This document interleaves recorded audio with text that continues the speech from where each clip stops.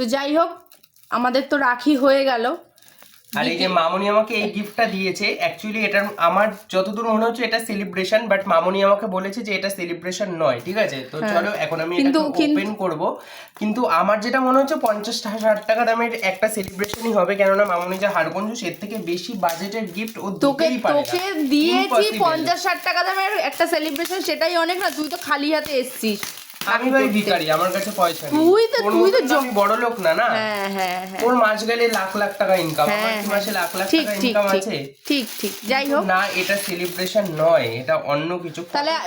তাহলে বল, আমি একদম কথা ঘুরাবি না, বল আমি হার কঞ্জুস না, স্বীকার কর। হ্যাঁ আমি ঠিকই ধরেছি, ফটো ফ্রেম। হ্যাঁ ফটো ফ্রেম, এই যে ফটো ফ্রেম একটা মামনি আমাকে সুন্দর দেখে একটা ফটো ফ্রেম গিফট করেছে, সাদার মধ্যে রয়েছে জিনিসটা। তো এখানে কার ফটো লাগাবো রে?